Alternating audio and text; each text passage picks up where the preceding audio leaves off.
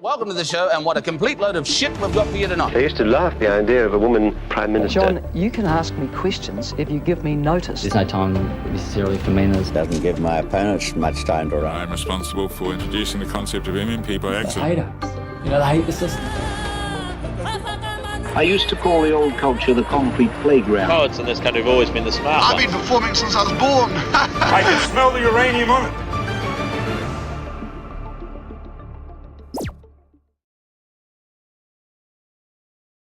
No mai haramai te whānau ki Aotearoa I tēnei pō. We are not tiny anymore. I don't know what the fuck I've done. I think I just got to adjust the video sizes, maybe. Oh, sorry. So many changes. So many changes, guys. It happens. But hey, look, we've got the chats on the screen. So hopefully the people will appreciate all of the effort. No, I was just watching the stream and it came out the right size. So it's an OBS problem. Alright. I was boring for nothing. Isn't that always the case? What a disaster of the stream so far. Nah, you're good. You're good. I mean, for anyone who's not aware, this guy literally finished work at 7 p.m. So, you know, we do what we can. And Shit's I mean, getting busy. I mean, if BHN can be late by 7+ minutes at times, we can be late by 5. And She'll as be you right. guys can see, we got the handy new chat thing, and we got a little chat highlight there. Yeah, we got all this running. I think Who's so fancy? Not to jinx it, but I think I've fixed all the crash issues. It was a version issue with the version of OBS I was running, so I rolled back. And it More like a seems to have fixed virgin it. issue. Yeah, virgin Aha. issue. And hopefully I Got fixed him. my mic pop issue as well. I put a sock. I The old- love the sock. I was gonna say. the classic I know. sock. Is it like fish or something? What's on the sock? It's a bunch of Yodas. Oh, okay. I did Yoda's not realize that face. was Star Wars. Nice. Yeah. Oh, I see. I get it now. You made me realize. I was like, oh, should I get a sock and do the same? That's probably smart. But you know what? Not tonight. No socks. No socks tonight. How has your day been? Or how was your weekend? It was busy. It was all editing for the new release we did last night, which I have been a little sort of mixed feelings about because you know I feel like I should have waited till the end of the week and released it then. But maybe it's one of those things you just got to release it when you can. You know, just get it out of the way with, get it over and done with. But and I mean, I can always go through and cut it up into parts as well if we decide we want to do that. Because sometimes a part series is good. Oh, okay. We've got one release, which was the one with Luxon saying, yes. Yeah, it's Kiwis are doing it tough. Yes, I did see that actually. I did see that. But no, it looks fun. It looks good. I haven't actually watched it properly. I need to go watch the actual finished product of our animal chat, which I obviously loved, even though you kept fucking with my heart. I did. Like, man, just so many highs, so many lows, but it is very good. If you haven't gone and watched it, I recommend it. I don't know. I'm mixed feelings on it. I'm mixed feelings. Yeah, but you're always gonna second guess yourself and I always know. be like, oh, it could have been better in this way. Yeah. And I'm very much the same, so I have I an get edit it. that I made after the upload that I'm like, don't re-upload it, don't re-upload it. But I'm so tempted to re-upload. I mean, you can replace and edit those things. Like, I don't think anyone will be bothered. I mean, live your best life. Yeah, well, edit what your I'm best hating life. the most is just the background music every time. Well, because I did that, like, that's a cheap trick around, like, bad audio levels and stuff. But every time I hear it in there, I'm like, nah, this is tacky. I don't want it there. Nah, that's fair. That's fair. Especially if people honestly. want to listen to their own music, you know, in the background too. Like, it just, like, it would clash. I mean, I think I'm used to quite a few podcasts that do that anyway. Like, more as a kind of, well, because to me, it kind of is like when I say we go to drag bingo. They don't just have the drag artist, you know, talking over nothing. They have like a light amount of music just to kind of keep it going and not have too many awkward dead air moments. So, hey. And I mean, I'm sure the more that we go through this, the more you edit the videos, I'm sure your style will probably like change a bit and, you know, develop its... We're on the wrong view. Yes. But yeah, I'm sure you'll be able to to just go through and re-edit, get different styles. Also, I did a poll while you were doing your thing because I was like, oh, let's do polls. They're fun. We had 33% voted for 5 minutes. Oh, no, 25%. See, just because I said something. And we had 75% for 10 minutes plus. So 75% of people did not think you could do it. So haha, screw you. It was under 10 minutes. Yeah. It was under 10 minutes. Never underestimate the detective. Yep. No. All right, we're ending that poll now. No more votes. How are you feeling, by the way, Mage? I'm hearing your voice is still a little scratchy. Oh, yeah. No, it's definite. I mean, the fact that I have a voice and it's not as horrible as it was on fucking Friday, because I don't know if you watched BHN on Friday, but... I did. I was in and out. Yeah, well, I don't know if you saw when we were watching clips of Nicola Willis talking. Oh, yeah, I did see that. Yeah, we had the same voice and it was you got the fucking same with thing. me. I was just like, ooh. She was speaking today. I wonder if she still got it, because you've had this for like almost 2 weeks now. Well, that's the other thing I thought, is I'm like, this bitch is going around just giving her sickness to every motherfucker, including the journalists who were like interviewing her. What if it was you? I'm like, what if you got her sick? oh God, I wish. Yeah. Imagine if I could play disease warfare with them, like, because that's what it is, fucking disease warfare. But yeah, no, I'm glad that it's back. I'm glad it's not as bad. I can't wait for it to come back properly. Like, I still can't fucking sing, so I have to like, I can't just like, listen to my music and kind of hum and sing along, because my voice just either disappears or makes weird fucking horrible noises, and I'm like, cool, I love this for me. Also, Bibliosphere, thank you. Sorry, Spear. Yes. Thank you for calling me beautiful. Right? On the video the other day. Oh, did you get called beautiful, did you? Yeah. Oh. Looking good, as always, or something like that. Oh. I think they said. What about me? Well, I only read that today, and it made my, because I was feeling pretty melancholy this morning.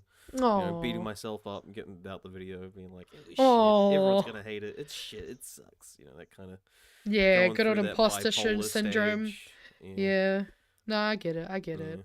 But that's very sweet. I am a little jealous. Apparently, I'm not looking good as always. I mean, it was a solo stream. It was the one just me from last week. Oh yes, that's right. Which I'm gonna release some clips of. I was gonna say I couldn't see it, and I was like, hey, why are you keeping me out of the fun? No, it was just I didn't feel like it fit in with everything else. At least not for now. I was just like, that's I'm fair. Gonna clip some of this and just release it later on.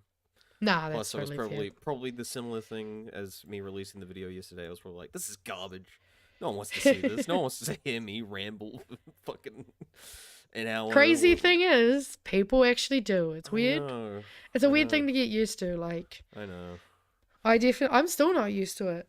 Like, well, I guess it takes like a level of sort of like narcissism in a way to try and do this stuff, but.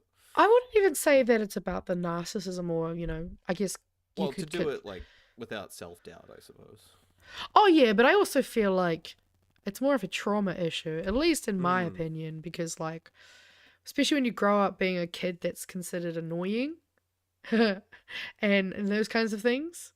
I know for myself, I was constantly told, like, well, I wasn't always told. I could often tell when people thought I was annoying. Yeah. But, and I always got bullied a lot for those kinds of things. And I was always a performer. So, like, me too. As a 6 to, well, I literally started doing choir and all those types of things, maybe like year 1 or 2 even in primary school. And then like I was in the productions, I was in the musicals, and everyone was always like, oh, you must be so confident. It's like, nah, I just really like doing this stuff, and the only way that I can do it is by doing other things that I don't like. So yeah, no, see, that wasn't me. I was more I shied away from that stuff, and I was the guy that like people would say, go do this stupid thing, and I'd do it. Oh, okay. Yeah. So that was me. There was always one of those kids at school. It just did it for the bit. Like, exactly. But I also kind of respect it. Like, if you can commit and just be like, yeah, fuck it, why not? Yeah, and especially back then. A whole video of me somewhere, I was one of the first cross-dressers. Year 6, I did it. Year 6, I did it. You're trying to tell me cross-dressing didn't exist before that? I was a trailblazer. Jesus Christ. We're gonna get cancelled because you're gonna say that fucking cross-dressing only started in like what, the early 2000s? Yeah. I did a drag show. One man drag show. Ooh, God, I wish we had footage of that. Well, there is footage somewhere. At my primary school. Well, it might not exist anymore, but I'm pretty sure Yeah, they I did start guess- digitalizing back then. So there's probably a very shitty 2006 low-res video of me somewhere. Just I was banging my boobs because I had like I think balls under my shirt, and I was doing that song. You remember Jump Jam? Of course I remember Jump Pick a Jam. coconut up from the coconut tree. Na I was dancing to that. na. Biggest coconuts that you ever Exactly. see. Na, na, na. With big fake. Oh boobies. yeah, no, I mean to be fair, like Jump Jam, and that makes sense because Yeah. oh man, I miss Jump Jam. It was a riot. Yeah, that should keep you healthy. I feel like we should have adult Jump Jam sessions across the country. You know, like They did that. It was called Zumba. okay, well that doesn't count. Zumba's too like good and like they make you do good dances to good music. But Jump Jam was just like fucking now I want to do Jump Jam. And like I said, it was good exercise. Like Maybe we should. I Do a remember Jump it would Jam be stream. right. I remember it'd be like freezing cold and the teachers would be like, "Nope, go stand outside. We're gonna go do Jump Jam." And I'm like, it's out there in fucking cold as shit weather. All right. I think we got enough people now. Maybe we should Yeah, probably should move Get the fuck into on, it. eh? stop fucking around. Well, where do we want to start? Because I've got three main clips from the Dom Harvey podcast with fucking old Nintendo.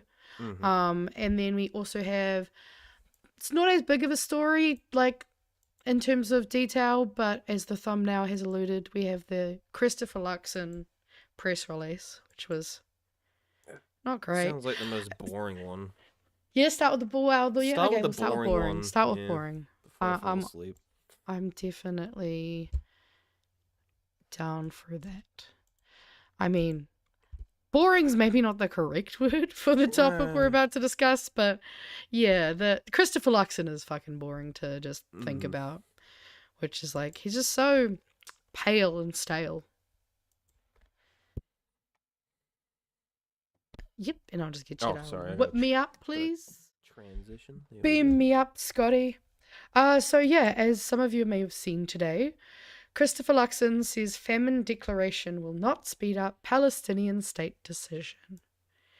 Which, as I'm sure we can see, that's a great headline. Great headline. Yeah.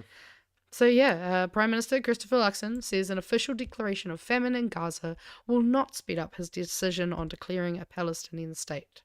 For the first time, United Nations backed food security body IPC has officially declared that famine is present in Gaza, which, like, we all fucking knew. It's been a famine for What? ages. Wait, is that what's happening? Is there a famine there? I just realized you're fucking with me, and I just oh god. Yeah. So If we despite pretend it doesn't exist, it doesn't exist. well, the crazy thing is he loves to copy, Australia and say, oh, we should be more like Australia. And he just did that whole fucking gross PR tour with bloody Albanese. And, here he even says, despite Australia announcing it would recognise a Palestinian state in September, the Prime Minister has not confirmed whether New Zealand would follow suit. Which, like, it's crazy that they're going to do it and wait till December. I totally just, I never really thought about that. It just remind me, on the New Zealand subreddit, I saw someone posted, like, a couple weeks back when it was saying Australia soon to announce declaration of Palestinian state, New Zealand soon to follow, ? And someone was like, I'm pretty sure they already recognize New Zealand. Oh my god. I was like, actually, that's a good one. I mean, hey, some maps don't even feature us on it, so true. It's true. we're used to that. Yeah, But well, that's we're funny. in like some of their founding documents, like saying, "Hey, anytime you guys want to join us, you're welcome to be a state." I believe that offer still stands to this day. So if Luxon loves them so much, he's just become a state. God. It's just crazy to me that they're like, oh, we just gotta, we're working through our own process, and it will have more to talk about with respect to September. Each country is coming into its own view. It's like, no, you're just not sure whether Daddy Trump will allow you to recognize Palestine as a state, since he's very much on the side of Israel. I don't even know why we're still trying to suck up to them. They're like, Neither do I. They're on the out. They're dying. They're like the fucking Ottoman Empire. They're the dying old man of America. You know? Yeah, for me, it's like, why are we? There shouldn't be a question. There shouldn't be it's a complicated. Yeah, it is a complicated situation, because this has been going on since what? The Nakba, which was in the fucking 40s.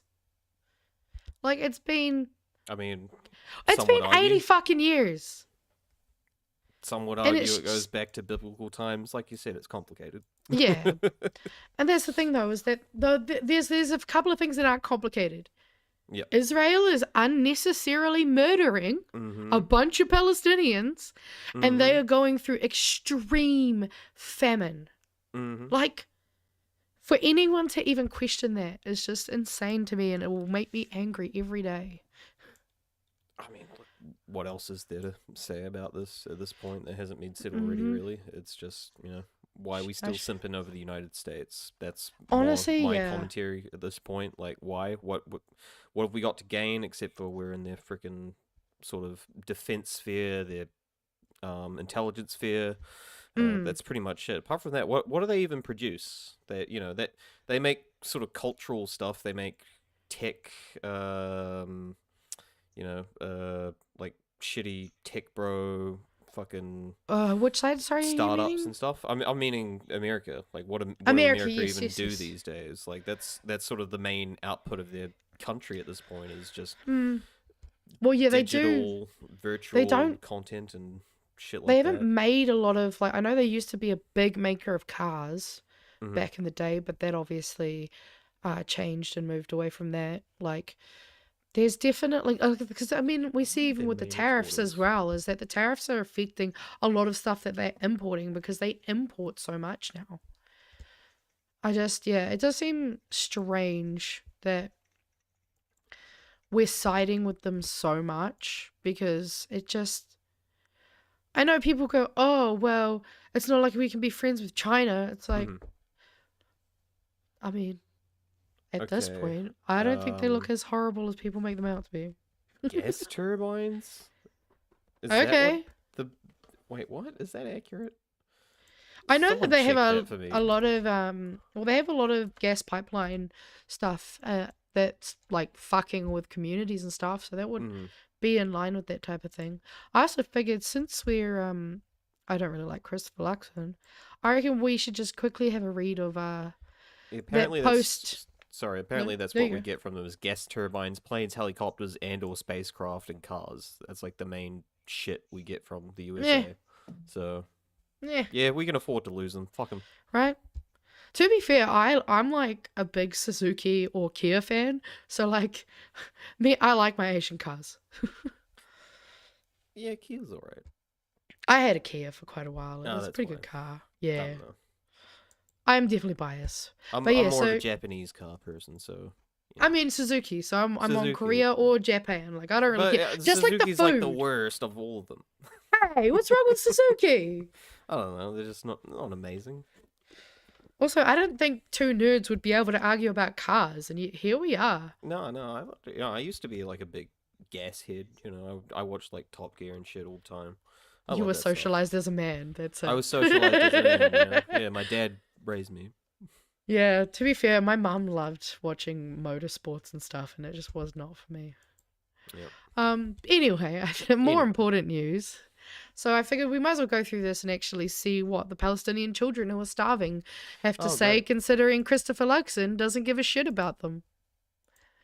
So Renard, as some of you may or may not know, was a TikTok creator, or is a TikTok creator, who would post videos of her making different meals, often highlighting, regional cuisine and all of that type of thing, and obviously living through a genocide.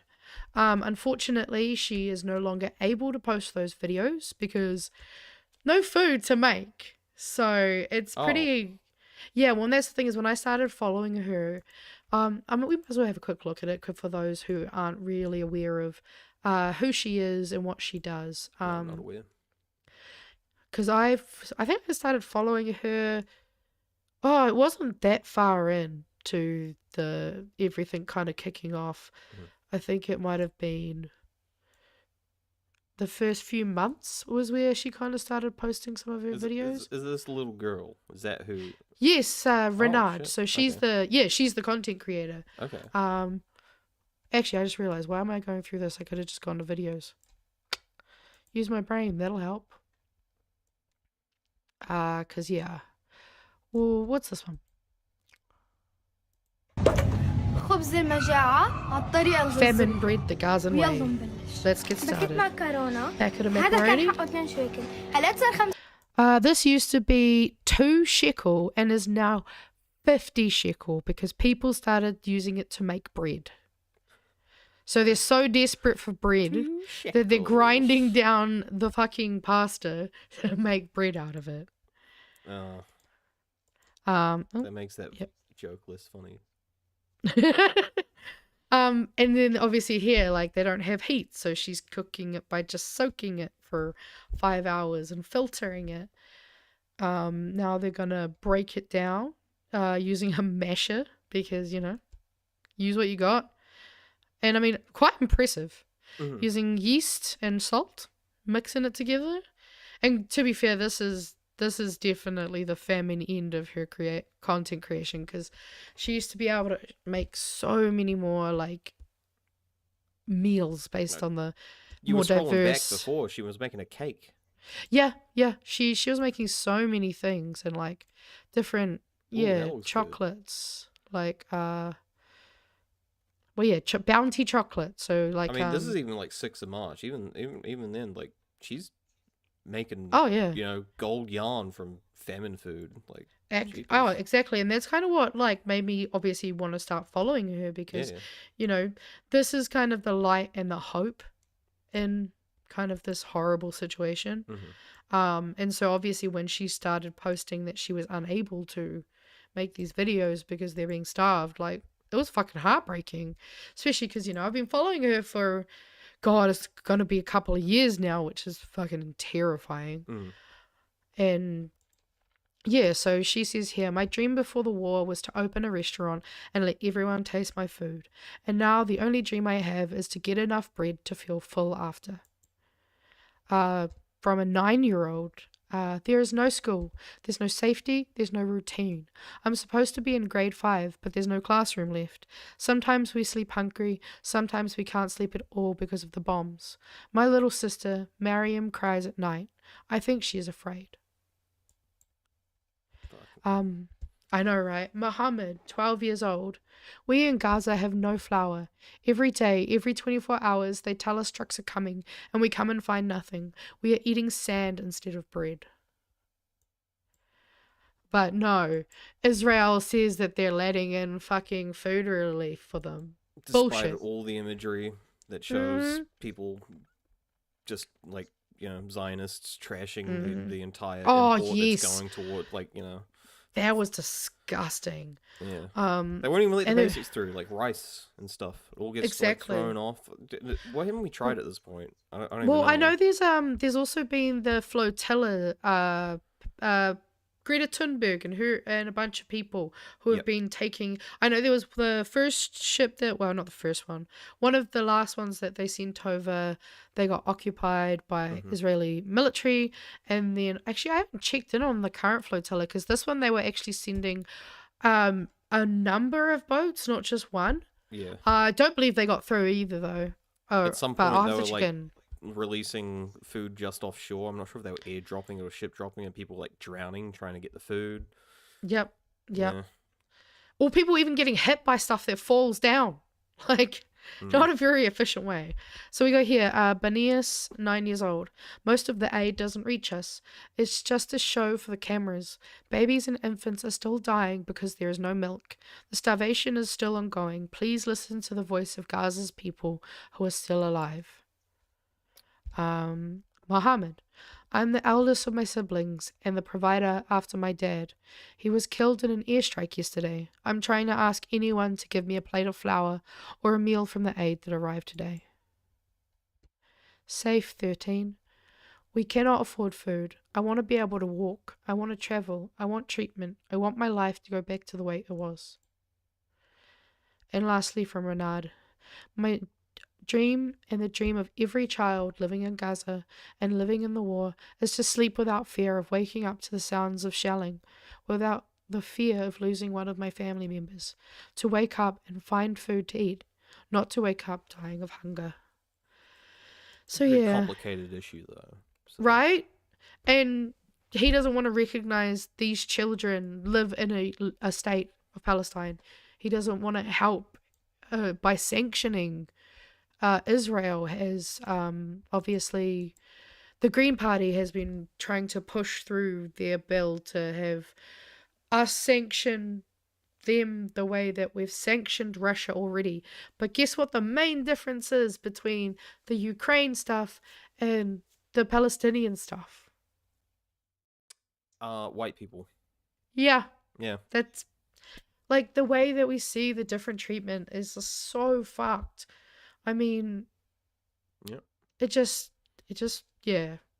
Yeah, look, and there's issues on the Ukraine side too. So there's pretty direct parallels there. Like you could make arguments about not supporting Ukraine purely on their fascist militias that exist within their ranks, stuff like that. And I do have my personal problems around that, but we won't go into that now.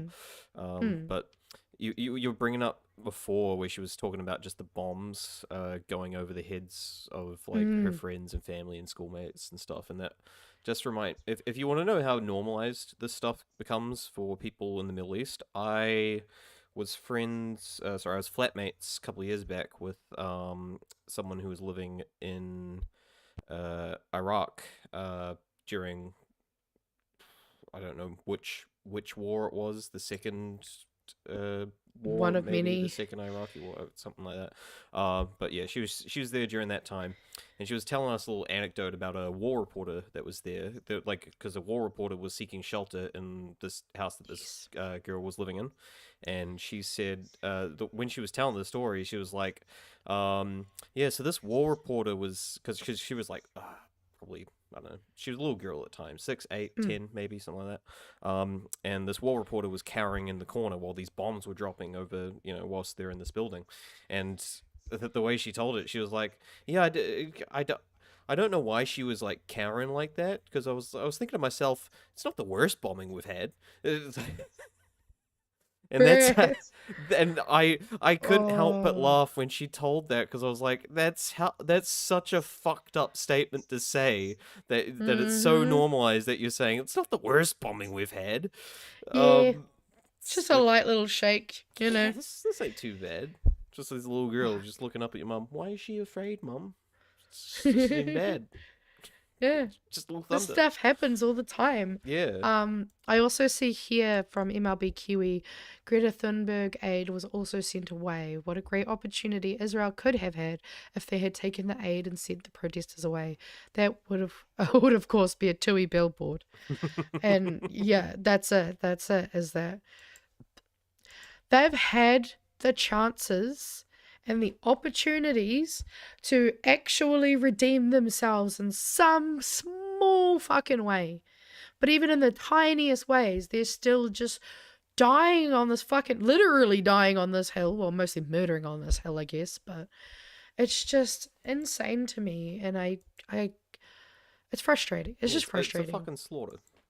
Yeah, and it's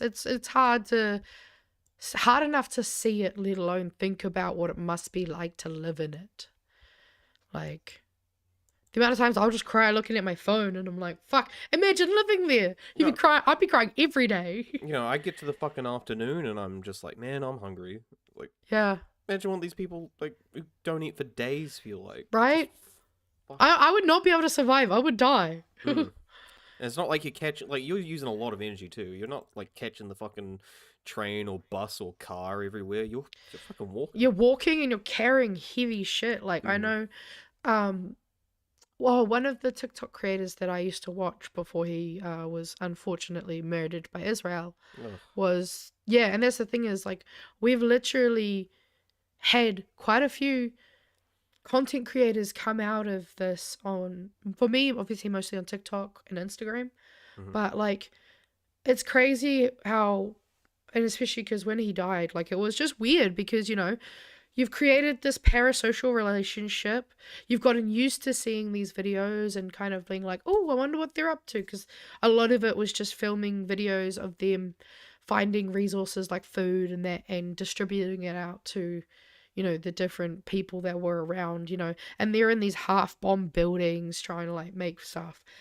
And then it's just crazy to think that, like, all of a sudden, one day, he was one of the people that was killed. And, you know, his partner that he would make content with, obviously, and now, like, went onto his TikTok and let everyone know. And it's just, it's insane that guy died, like, I think near the end of last year. So it's almost been a year since he died. And it's just a bunch of crazy, crazy things. And I just thought the fact that Luxon can say with his whole chest that he doesn't care and that famine is not going to change or make this a faster process is just absolutely insane to me, because it's like, how is it okay that, I mean, women and children, but everyone is starving over there? How is it something, like, I mean, I guess it makes sense. He doesn't give a shit about our kids who are starving and homeless here, so why the fuck would he care about those kids? Yeah, I guess I just answered my own question.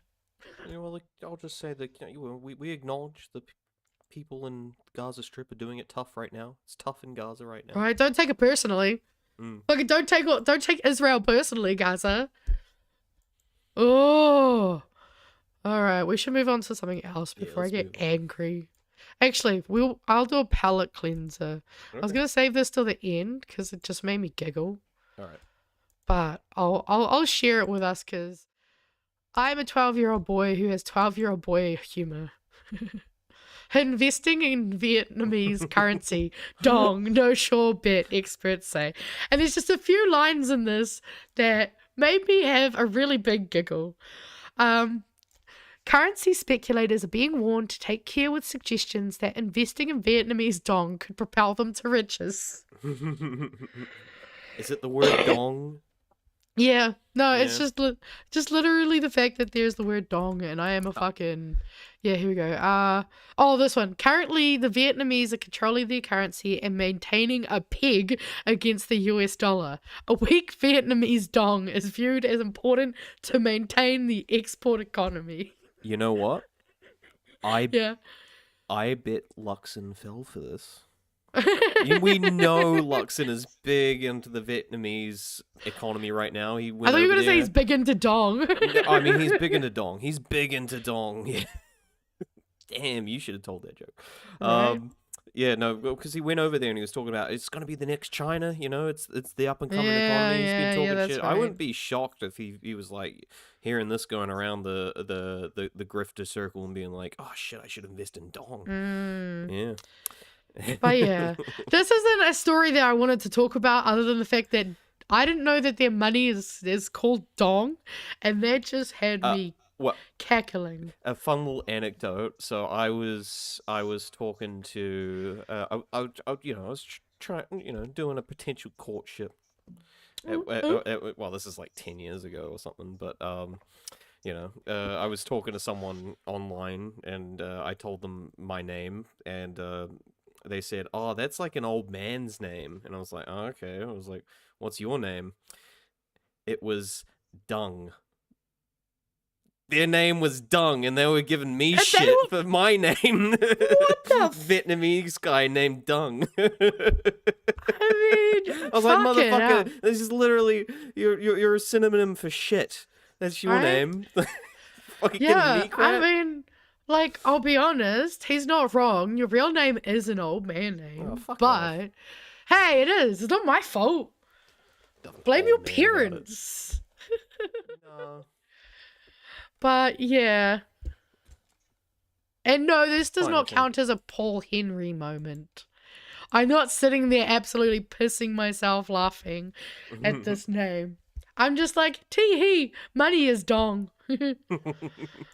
Ding dong. You know, like helicopter dong moment. That's probably where I would more accurately say that is. To be fair, it's funny that you say that though, is that I think I was showing my flatmate only a few weeks ago that video, because I was like, do you remember when Paul Henry had that whole big thing? And they were like, no. So I was like, oh my god, you've got to watch this fucking video. It's just so good. But I guess we should probably go into the next lot. Alright. I don't know if you would have seen us cover some of this on Friday night at BHN, but I thought we might go a little more in depth into this interview with David Seymour on the Dom Harvey podcast. Don't know if you've heard about the Oh, video. yeah, no, well, I did see this, and I've been Oh, you planning did to see? sort of, like, I've watch gone it through at and some point, gotten but more clips for us to watch, so we can kind of have a bit more of a. I got, like, 4 or 5 minutes in, and I was like, fucking hell. It's rough. Yeah. It is fucking rough, I'll be honest. Like, I was struggling really bad, and I was like, I just had to hold my brain being like, no, this is technically relevant to the stuff you do on your, like, YouTube thing, so you have to watch it. Oh my god.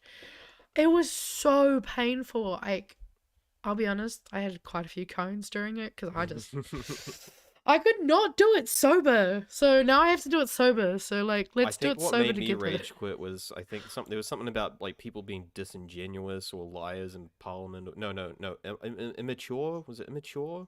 Something like that. It was just like the first couple of minutes. Oh, and yeah, David Seymour was that's like, I know a few of right. those people in Parliament. I was like, fuck off, you immature fuck. Oh, yeah, and you know, he's just trying to basically, like, dog whistle about fucking the Greens. Like, who else is he talking about? The only people who can fucking, like, call him out on anything. So this Got my part bro here ripping the green, by the way. is, he basically is, I think he's asking David Seymour about the voting age. So part of the background is obviously this kid is really politically educated. He has parents who are on each side of the political spectrum, which I think is really, really interesting.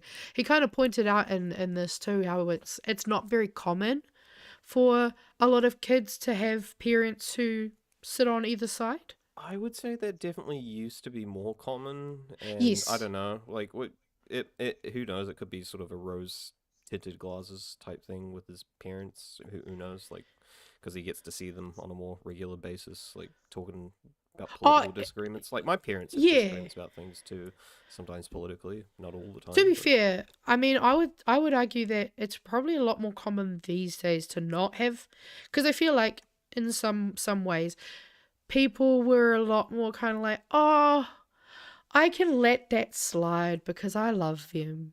Mhm. Whereas I feel like for a lot of, especially for like me and a lot of the people I know, I feel like we've watched our parents and grandparents do that and have gone, you know what? I don't know if that's for me. I don't know if all these jokes about hating my wife or my husband are really for me. And then have kind of, you know, I feel like a lot of millennials and Gen Z, I guess, do let political leanings kind of be a bit of a make or break. Because like, even on my, so I got this sticker. I only date people who vote green. I've also got another one that says, I only date people who vote keep Māori wards. And like, this is the kind of stuff, like in my dating profile online, it literally says the furthest right I can handle is a Labour voter. Because I'm like, I do not want to end up accidentally, you know, even just matching with someone who would vote for ACT or National or NZ first. Yeah. Like, I just couldn't. Different strokes, because I'm not like that. I'm just like, whatever. If I find it, you know, I'm not too fussed about their personal beliefs as long as they're not like I don't know, a racist bigot, I suppose. At that Well, point, I I'm guess gonna be like, get the fuck out of here. for me, I don't feel like people can sit on the right and not hold some of those, whether even if it's just like internalized or like, you know, I don't know. For me, it's very much a thing of like, if you can even like, I feel like the left. Okay, I'll make a very, very, very bold and overarching statement that will have more nuance in it. But I think the left are right. I think the left have better values and morals. And I feel like the right definitely have a lot of. There are some points in there that I can kind of see, but a lot of it comes with too many caveats that I think are fucked, basically. I don't know. I think I disagree a bit there, but That's fair. It also depends on a lot of things, like your Overton window, like what you're thinking about is right versus left, blah blah blah. Yeah. Like, a lot of things like that. Also, that's also another thing I like. I try not to think in things like left versus right. You know, that kind of dichotomy. I think that's partly like, you know, not that I don't acknowledge it doesn't have its advantages to use that in conversation when you're talking about things to simplify things, but I think that sort of thinking has partly gotten to the political polarization today. Sort of thinking in things like in terms of left versus right, I think it's just sort of added fuel to the fire, and things have gotten way more complex beyond that at this point. I've had this discussion multiple times, but when you're talking about things like the political compass is just like a XY axis thing, that's so dated. That's so dated. I mean, that was absolutely when it came out, like adding the sort of liberal authoritarian axis. That was a big step up from because it used to just be left right, like early political theory, but then they added the extra axis. At this stage, you've got like the whole 16 values, I think, and I think even more modern political theory has evolved beyond that. So but look, it's ever evolving sort of science. It's a field of study, political science. for sure. Yeah. I don't know. Like, I definitely I do get what you mean, because I think unfortunately that people who sit in the extremes of, if we're going to say I don't think it's left versus right wholly, but I feel like it's the people at the extremes that have kind of really tainted those who are maybe a little bit more nudged inwards.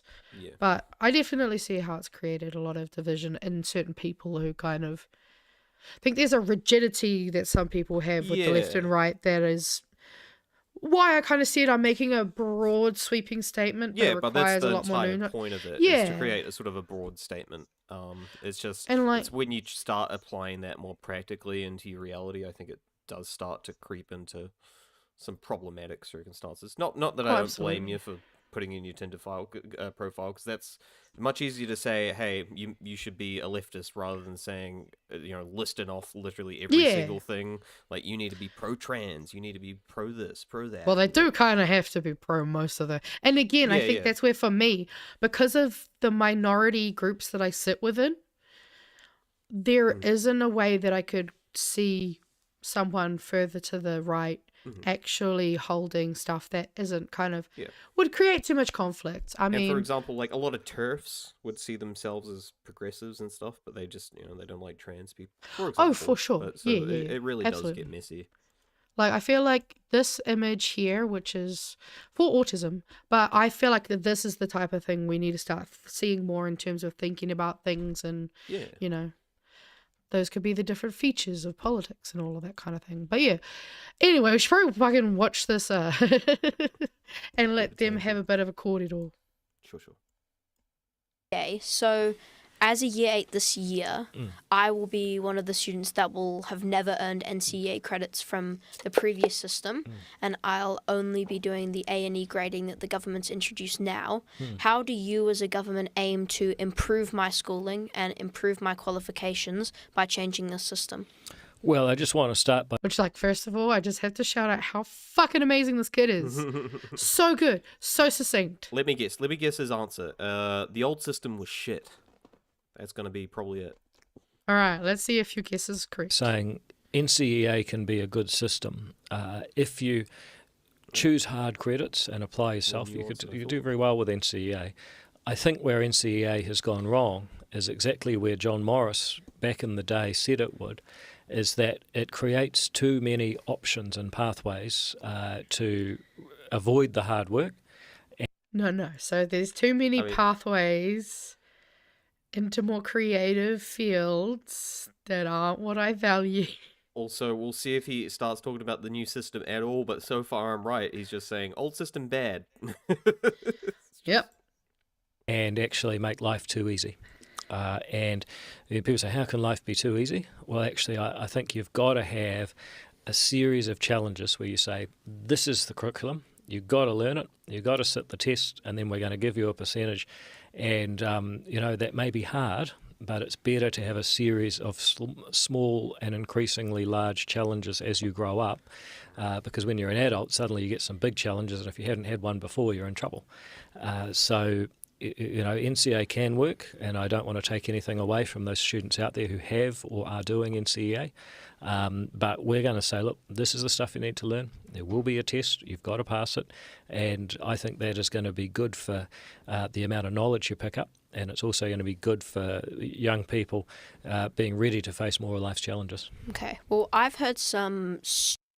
But yeah, so a lot of waffle. Nothing about the new curriculum and how it's going to help them. Okay, No. so non-answer. Just Yeah. I think he said Students something about saying increasingly getting more difficult challenges as life got. So is he hinting? Yeah, that's which what was the new a curriculum's weird. gonna be? Well, it was weird in the way he's trying to be like, that's what the old system. oh, well, yeah, exactly. I mean, it just, it was weird. Yeah, They're worried about get what they're harder as you get older. Yeah. Wow. Crazy. Yeah. I mean, I feel like there's more, funnily enough, I feel like he actually doesn't understand that he could be right if he applied it differently. Because I feel like there's one thing that is quite lacking in school, and that's the jump between the end of high school and the beginning of uni is fucking massive. Mm-hmm. Like, I know in America they have more of a system where basically you kind of start gearing up for those different types of classes, and or they even have I know you can go basically on little work experience type things, but I would say that America seems to have a lot better kind of scaling in terms of that, at least from what I understand. But yeah, that was the weird part. It kind of felt like he just started saying words Yeah. at one point, and I'm just like, okay. You're right that it is a struggle, because that's what I remember too. And it's not necessarily the challenge level. I mean, maybe some things it was, mathematics was a bit of a leap. But it's specifically like management, self-management.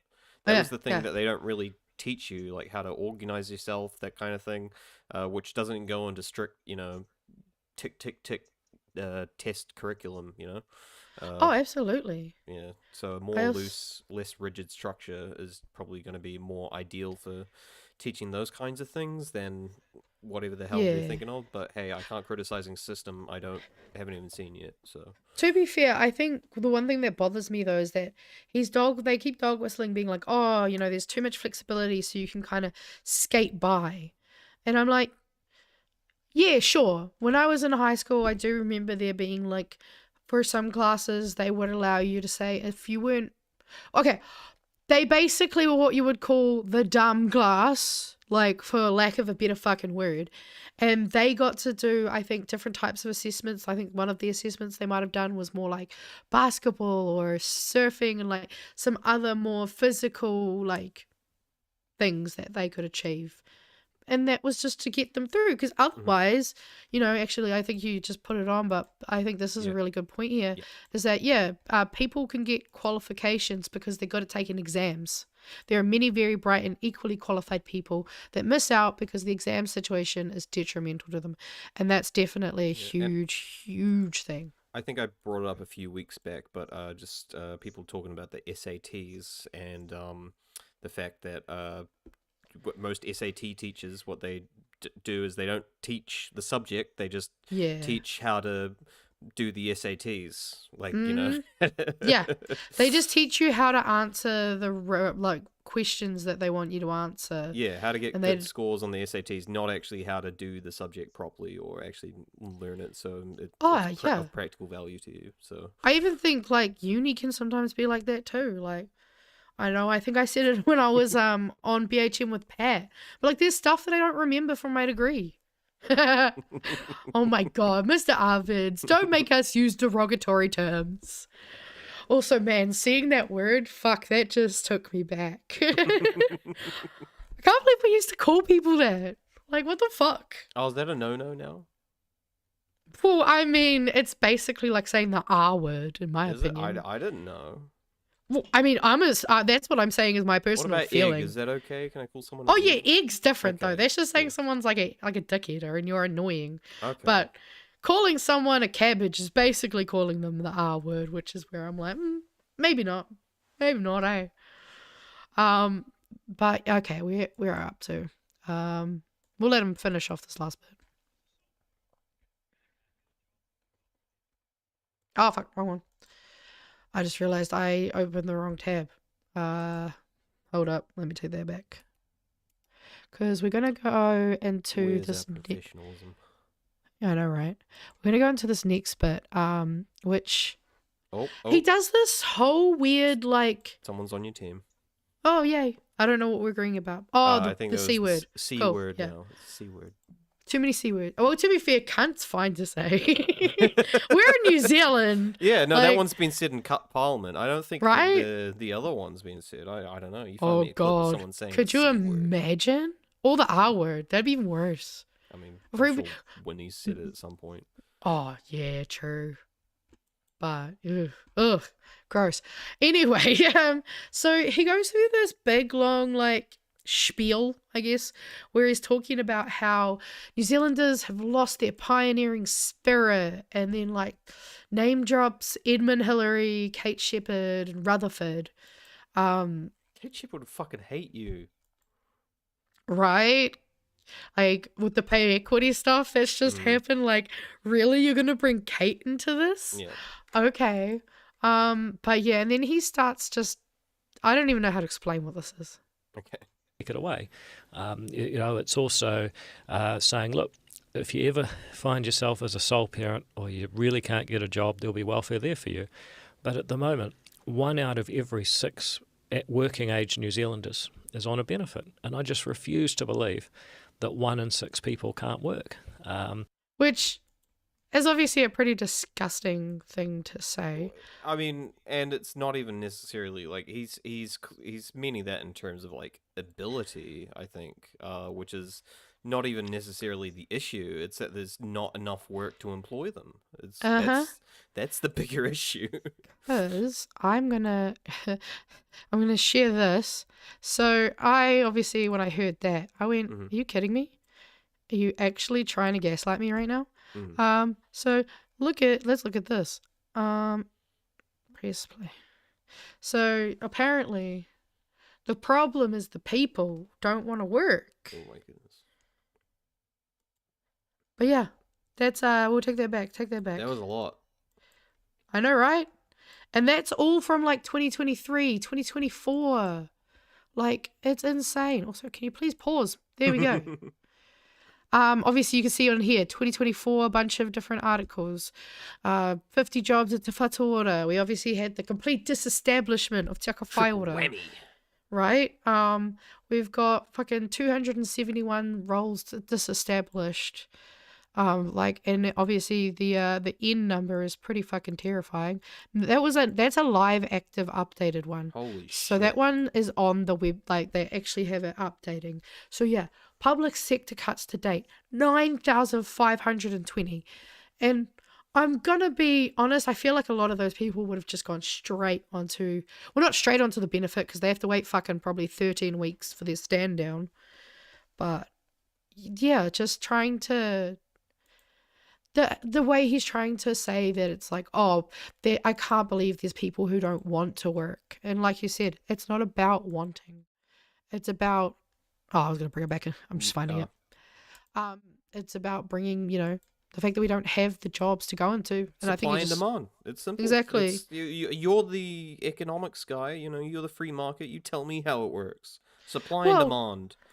And not even just that, but like, as you saw in some of those fucking things, this government literally said before they came in, we are going to cut a bunch of jobs and there will be an increase in the unemployment rates. They went into this knowing that, and then they keep trying to gaslight us into thinking that they never fucking said that to begin with, and then, you know, making out that people on the benefit, oh, I can't believe they just don't want to do anything. It's like, no, there are so many people, myself included, who would love to be able to work right now, would love to be in a job that they actually A, have the skills for, and B, can do. It's like starving a whole bunch of people and going, I just don't believe that these people don't want to eat, you know? Like Gazans. Yeah, exactly. Exactly. It's fucking psychopathic behavior. It literally, that's what just, it baffles me and keeps making me so angry as I'm like, how? Yeah, extreme how cognitive can you dissonance. not? So we need to start putting some obligations and some time limits on welfare. And we also need to make it desperately, when we talk about red tape, make it easier to build a home, because yeah, so weirdly goes into being like, because there are people who I don't believe can't work, we should sanction them and make their life more difficult, even though we're the reason they're unemployed. Mm-hmm. It's just like, it makes me want to just like, not to mention, you've cut plenty of red tape already, I believe, when it comes to the housing sector and the building sector, and I believe the building sector in terms of residential housing is pretty much at a complete halt. So, exactly, and it's just, oh god, he has such a fucking punchable face, and then just the weird pivot as well of like starting to talk about the housing stuff, like, yeah, you guys did need to build a bunch of new houses, and you only built 45 and cut a bunch of kainga ora homes. So do you really want to make it easier for people to build houses, or do you want to make it like, it's like they're trying to put it onto us of like, oh, well, the citizens of New Zealand should be able to build houses easier. It's like, well, maybe you could actually provide some of those homes to those fucking citizens. And yeah, exactly. Leaky Home 2.0 is what because like, I mean, I'm sure you remember Leaky Home. I feel like it was such a big story when we were young. Mm-hmm. Like, I even remember the Almighty Johnsons included it in part of their story arc for the fucking TV show, the Almighty Johnsons.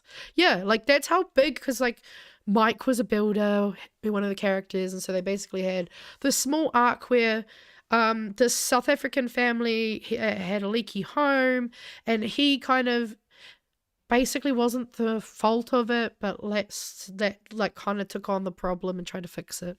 And yeah, it's just, we've already got cold, damp homes. We don't need more leaky, shitty ones that aren't going to be really fit for purpose. Yeah, I didn't really watch that show, by the way. It's so good. You need to watch it. Oh yeah, that's right. I also I did find this one little bit of video. That's right. So maybe we should watch this. I'll just have to find the timestamp, because this was just the last. While you're doing that, fun fact today. I think I mentioned Lee Tamahori of Once Were Warriors, the director of that, in our most recent episode. And I found out today he directed Die Another Day. Huh. Like the worst James Bond film ever. I don't watch James Bond movies, but that's interesting. It's pretty bad. I mean, it's a bit of crack, it's fun, but it's still a bad film. But I did not know that until I found that out today. That's funny. But yeah, this is just like one little bit. This is from quite a while ago. This is 2nd of December 2024. So James Bond, by the way. Honestly, that makes sense. Thank you. The job seeker support benefit saw an increase of more than 8,000 this past quarter. No doubt life is still tough for many New Zealanders. Years of high inflation, high interest.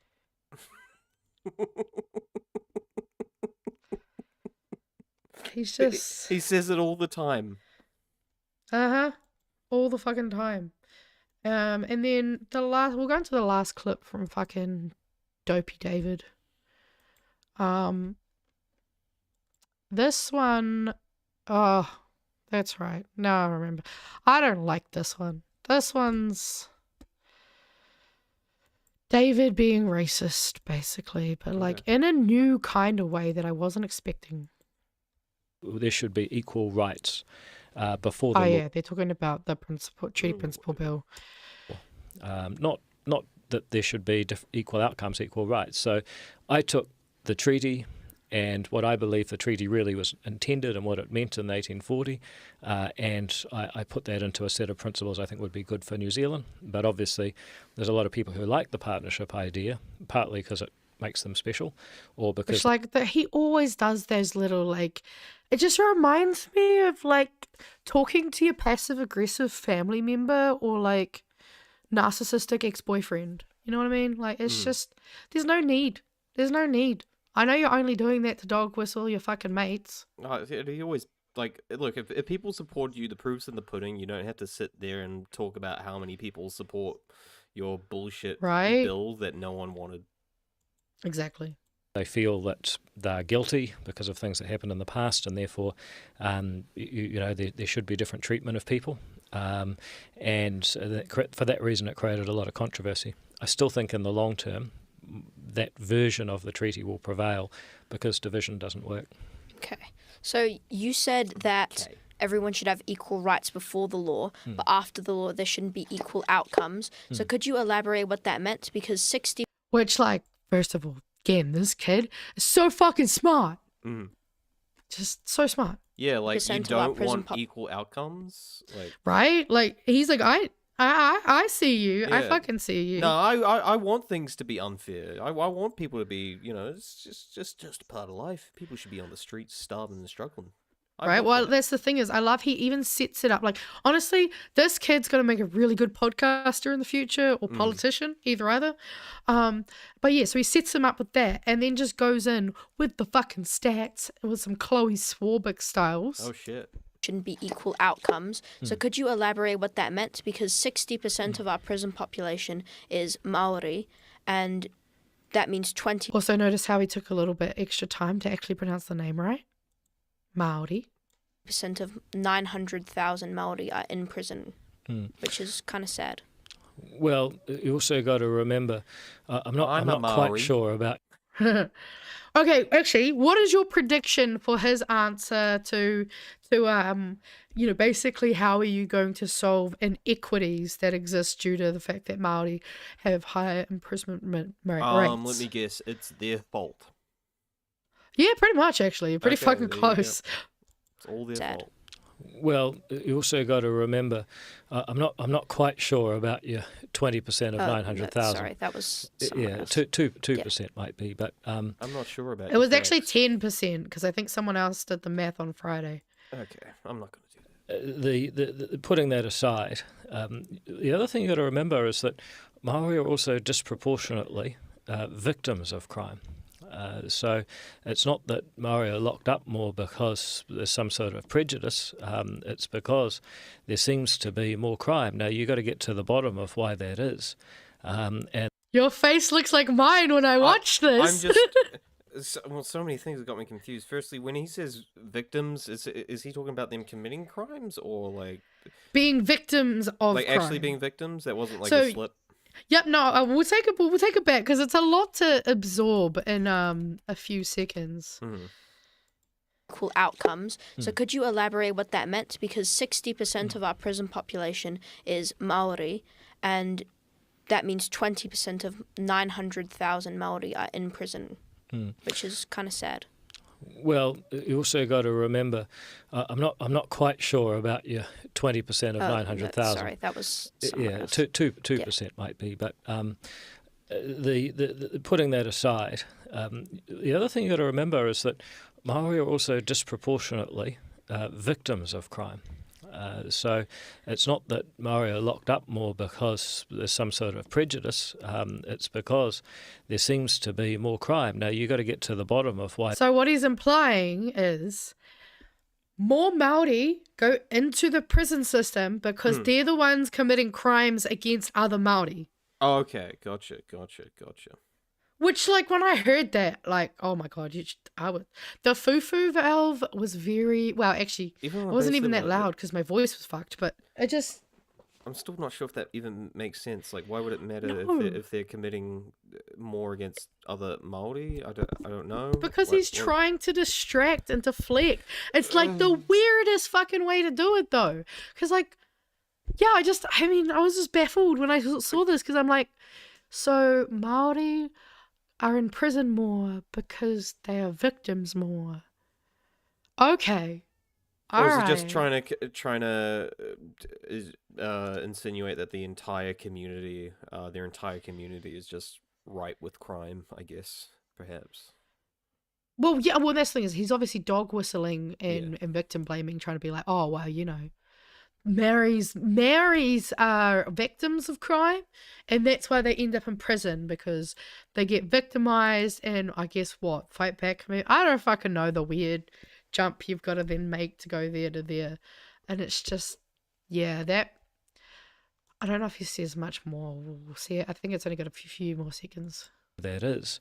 And the case I would make is that you can either look at people through a lens of what's their ethnic background and just say, well, that's it. We're just going to divide people. You're Maori or you're non-Maori. No, that's not as just far as our statistics That's not just go. what we're doing. We're not just going, hey, these people are Maori and we got to fucking be nice to them because they're Maori, Yeah. It's more Maori per capita are winding up in jail and we want to know why, and it must be some kind of issue, and you're trying to suggest it's something inherent to their race, which that seems to be what you're trying to imply.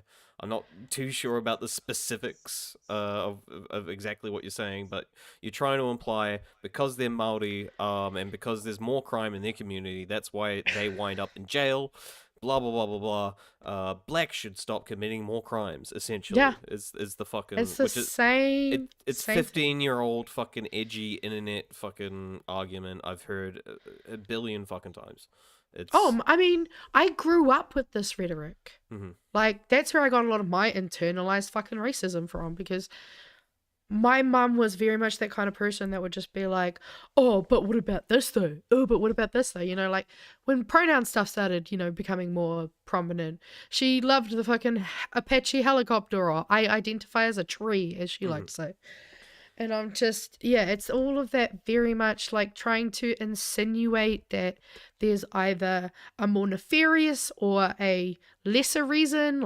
It's just always pushing people down, trying to imply that there is something more going on that's generally negative and nefarious, but never actually saying it, because then they, can try to get out of their fucking lies and shit. And it's just, it's fucking look, mate, you go live in West Auckland or South Auckland or something and see how long you last growing up in that kind of family. You fucking sit there and your mom or your dad's statistically quite likely unemployed right now. You're not much meat on the table. You're not getting any fucking support from the government. You're like, what the fuck do I do? You grow up through that shit, trying to make ends meet. Potentially, I mean, I saw these statistics. I think someone was saying the other day. Even quite a few mothers now are dealing methamphetamine, because that's what they need to do to feed their kids. I didn't hear about that one. What the fuck? Yeah. Well, it was not some statistic I saw. It was someone anecdotally in a chat the other day. But I can believe that though. Unfortunately, I mean, when you put together the fact that everyone's struggling, cost of living, and methamphetamines, and that wasn't racially specific, but I wouldn't doubt it's probably disproportionate in certain communities. Probably Māori and Pacifica. I would probably guess. And you grow up in that kind of environment, you see how you fucking turn out. You probably, it's like grooming. It's like you're grooming and indoctrinated, and you become part of a gang. And especially when you got people like you that are just pushing these people down. It's like you get to that age where you're like, yeah, fuck this shit, fuck the system, fuck all these fucking suit wearing motherfuckers who don't give a shit about me. Oh, for sure. And I mean, why should I toe the line? Why should I do what you tell me? Exactly. And I mean, Fuck all the those shit. illicit trades, people people don't just join them because they're bad. They join them because it has a sense of community. Yeah, Like, exactly. Being It's in a like, gang is a community. yeah, like fucking the government and people up top have not looked out for me my entire fucking life. That all these Pakeha have not looked after me. But you know who has looked after me? My fucking Uncle Bully, who's in the fucking mongrel mob. I'd say the worst one from that movie. Yeah, Uncle Bully. Fucking But hell. yeah, But well, yes. you know, speaking of Lee Tamahori, you know, the Once Were Warriors is still quite a relevant piece of media. Like, just go watch it, and you can see how, like, all the threads sort of intertwine. It's, you know, really a timeless sort of piece of art. I wish it wasn't though. It should. That's what frustrates me. Is like I wish. I pray that at least in maybe like another generation or so we can break that cycle because it's fucking depressing. Mm-hmm. I'm just like, how is that movie still just as relevant today as it was then? And even mentioned, I remember this mentioned in the movie is I think it was Jake the Moss, his family only generations before, like 1 or 2 generations, were basically slaves. Not chattel slavery, because I've heard people trying to argue this. We didn't have slaves. It's like we did have slaves. We just didn't have what you think of as slaves, which is like chattel slaves, which is people in chains being like farmed like cows. We still had forms of slavery here. Oh, for sure. Yeah. Indentured servitude, that's a form of slavery. Well, yeah, and I mean, like, that movie is set in my hometown. It's set actually on... from the area of Ford Block, which is my uncles and aunties used to live there. It was one of the rougher areas. There was always a lot of gang, you know, activity on that street, and that's where the whānau was based. Because, like, yeah, my dad and his siblings all grew up at Aotearoa. Oh my god, that's so funny. Can't cook the man some eggs. It's too expensive. So true. And that's the thing is, imagine how much worse people who are in situations like that are probably feeling and going through at the moment. Yep.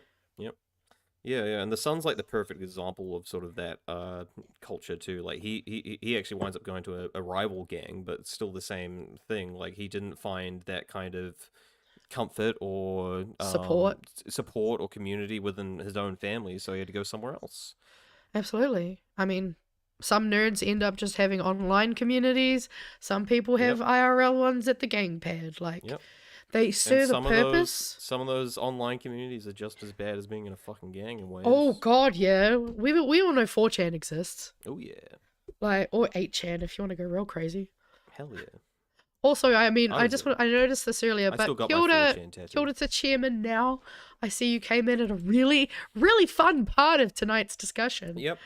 Totally fun. I'm really sorry that you came in at probably the worst time. It woke me up. It got me mad. So I know, right? Before. You said you were feeling like, I feel like the foo-foo's being filled. Yeah. Oh, it's just this guy. Yeah. I don't know. There's actually we'll play some of the end of this because it'll go into the last story that I've got. Or you can look at a whole lot of other statistics, and you can ask yourself, for example, are people rich or poor? Do they live in town or country? What level of education do they have? The more you do this, the more you start to realise that there's a whole lot of Maori people who are actually doing really well, and a lot of non-Maori people. How many? Non-Maori than poor Maori. Oh, God. Hearing him say the word Maori is just... Well, I thought we weren't dividing things by race now. But now if there's Maori that are doing good, it's like, see, we can single out the Maori now, and these guys are doing pretty good. Okay, how many? Proportionally, how fucking many? That's what I'd like to know. He's thinking of those Maori elites. yeah, the elite Maori. Yeah. Numbers, so you've got to have an answer to help that sector of the society as well.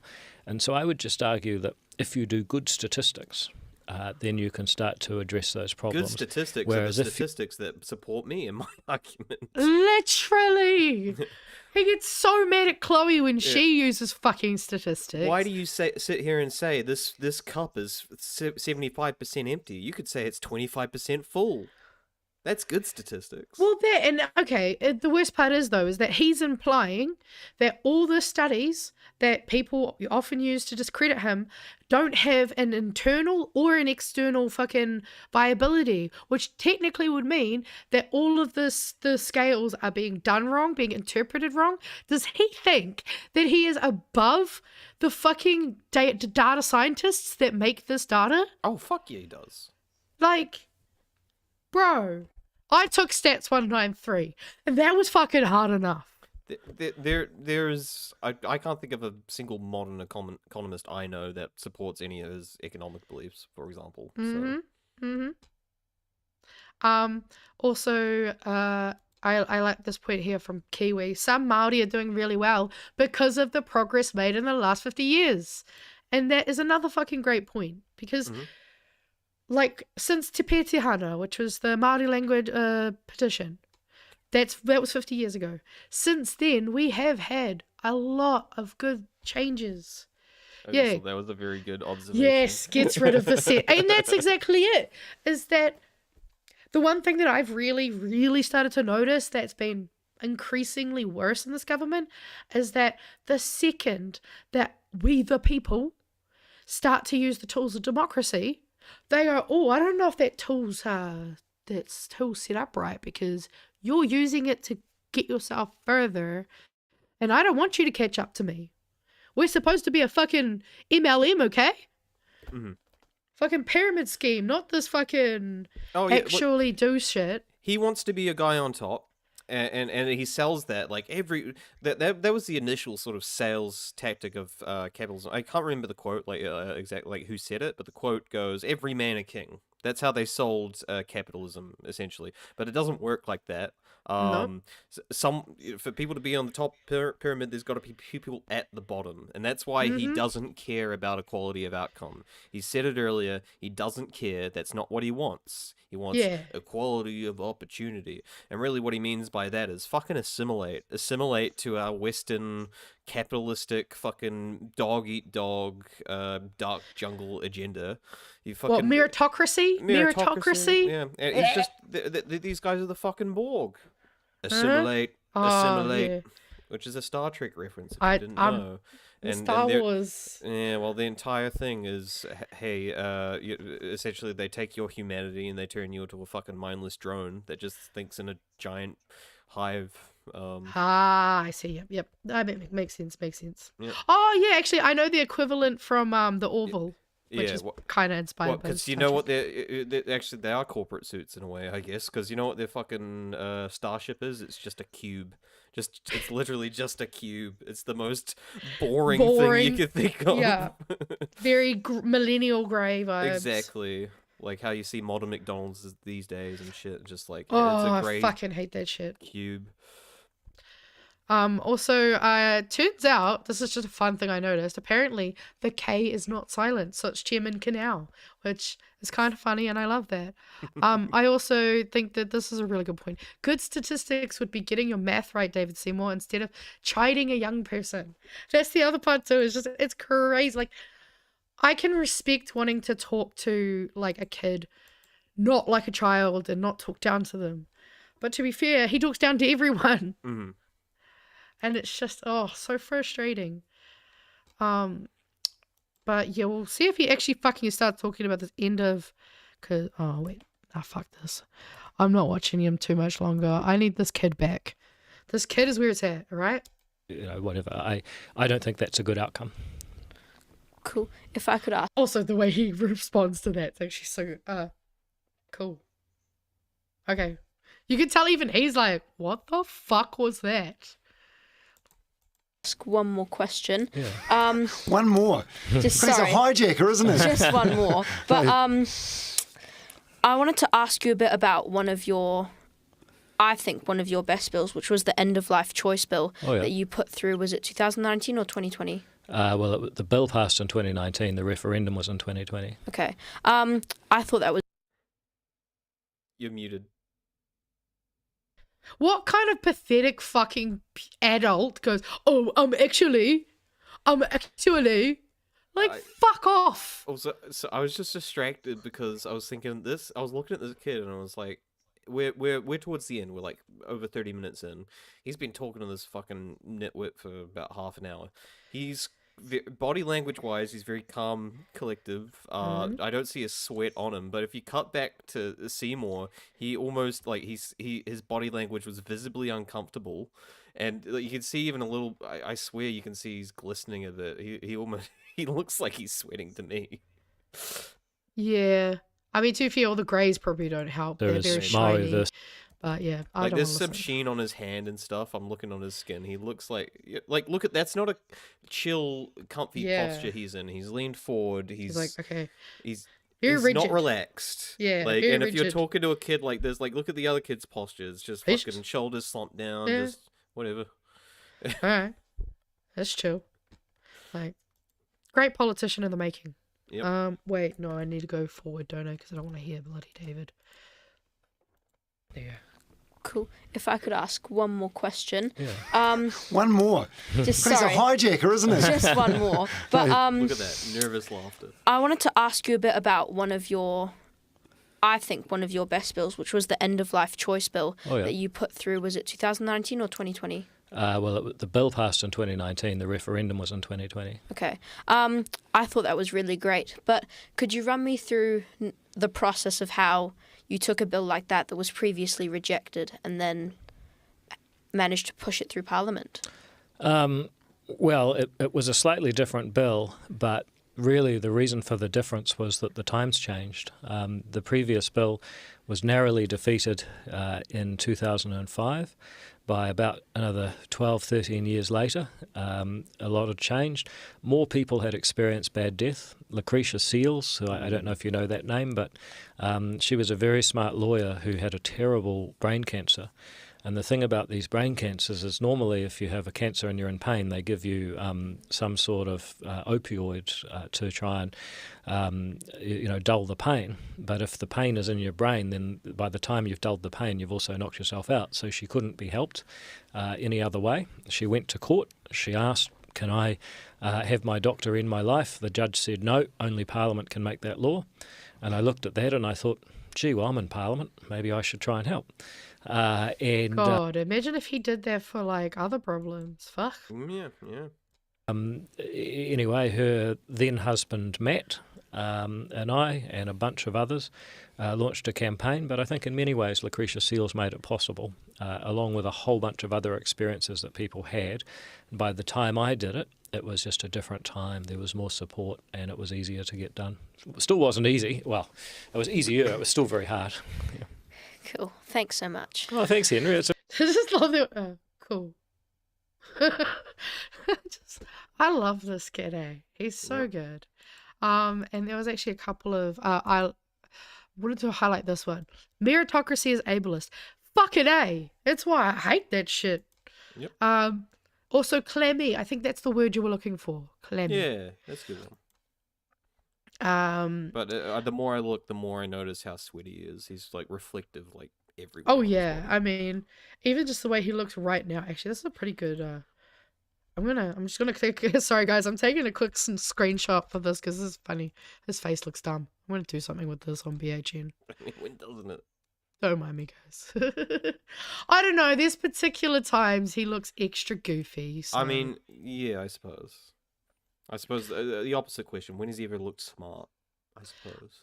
True. Yeah. Also, Mr. Arvids, he didn't find the child. The child was procured first, and then David was brought in. And I realize when I say it like that, it sounds like Epstein. Well, it also, because what I recall from the start of it, it was kind of unexpected, I think. I don't think he was expecting there to be a kid on the show, I think. Oh, I don't know. I couldn't tell. I mean... I'd have to go back at the start. You'd assume he... I mean... Maybe they're just playing it out. We don't have to watch it. Nah, yeah, because actually there's a whole, like...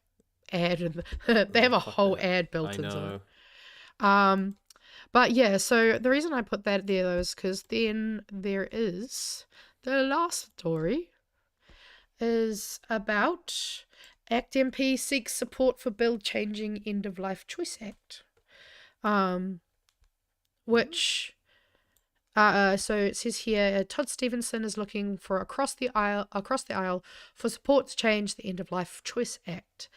His members' bill lodged in September last year aimed to scrap a requirement for a prognosis of death within 6 months. The change was backed by a petition and was supported by David Seymour, who championed the original law's passage through Parliament. Okay. The members' bill has now been redrafted and relodged to include all 25 recommendations from the Ministry of Health's official review of the law 3 years after it's passed. A legal requirement under the original act. So, I mean, it does make sense. Obviously, it's been in here active for 3 years, so doing a good review. And we can have a look at what they've actually recommended. And well, because it come more into the specifics, but I can see that being a positive change in some situations, especially because I know within like the last year or something, they made it legal in some places in Europe to have suicide as a last resort for people who had extreme euthanasia for people under extreme depression cases, for example, where it's basically unbearable to live, which would not obviously come under the situation of you're gonna be dead in 6 months. It's just your life is You'll probably kill yourself at some point. Yeah.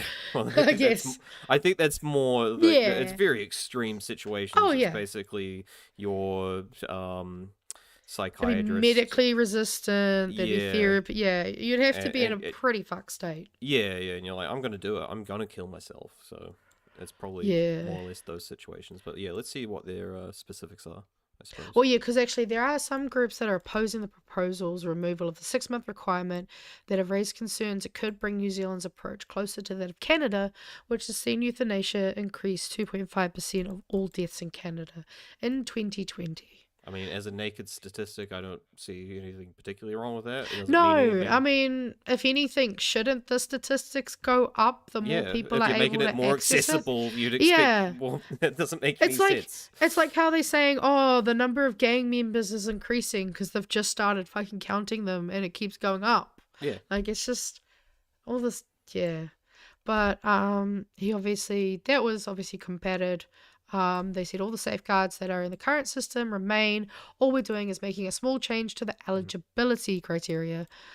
I believe there was a proposal, I can't remember, it was like a year ago or something. There was a news report saying that they do need to review some of those criteria, perhaps. It was a very old story, but there were sort of people who were still very split on this issue in some ways. I mean, it's definitely one of those topics that I actually, because usually when I make the videos up, you put in your SEO tags, and I was like, I'm not going to include euthanasia because that's probably going to get this video heavily restricted if I do.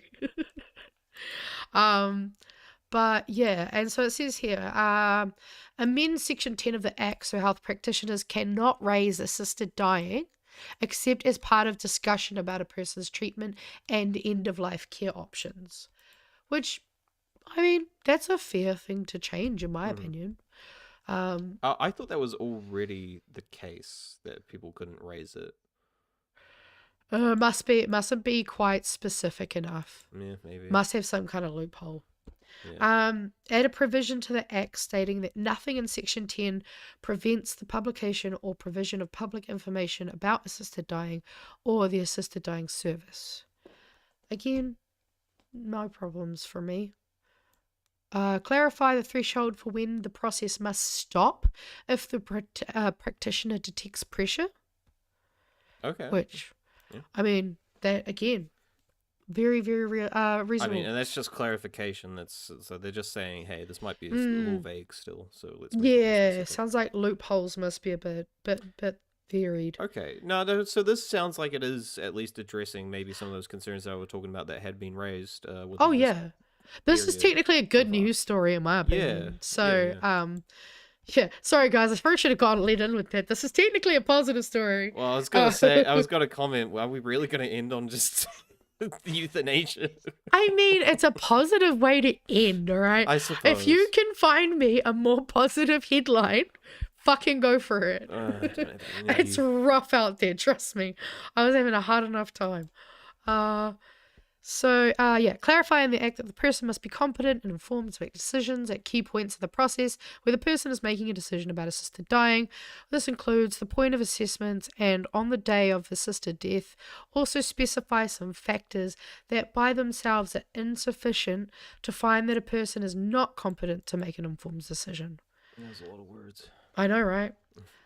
Set out. Again, there's more clarifications. It seems like a lot of it is just clarifying the different passages here. Clarify enforcement pathways for breaches of particular requirements linked to the core duties. Amend section 36 to be more specific about what details about an assisted death cannot be published. Add a provision stating that a person who is found ineligible for assisted dying or who has rescinded their request to exercise the option of assisted dying must submit a new request if they wish to reapply. I mean, that's just fucking kind of funny that you can't. They wouldn't have clarified that. Oh yeah, I mean, these are a lot of walls of text. A lot of this just seems like it's plugging up sort of loopholes that I think people have tried to take advantage of. No, absolutely. And I mean, I'm all for just tidying up and kind of fixing them, because I mean, like you said, it is still controversial topic for a lot of people. I mean, it's a no-brainer when you sort of put it like, hey, people are gonna end their lives anyway, or at least try to, and you may as well make it a more humane and less painful method, and avoid the people who just go through horrible, drawn out phases of the end of their life, which just watching themselves deteriorate. And I've heard, like, I've not gone through something like that specifically. In fact, I guess the closest thing was with my grandma, who passed away within like last I think it was 4 years ago now. She was more in the opposite camp. She still, she was 80, almost 90, I think, and she was still like, no, I've still got it in me. She wanted to keep going. Definitely, I've heard stories of people who were just like, it was just horrible to watch this person just deteriorate before my eyes, and that was kind of how I felt watching her. Not that I wanted to kill her or anything. No, but you don't want her to be suffering. Like just seeing her just deteriorate over like 2-3 years was just, well,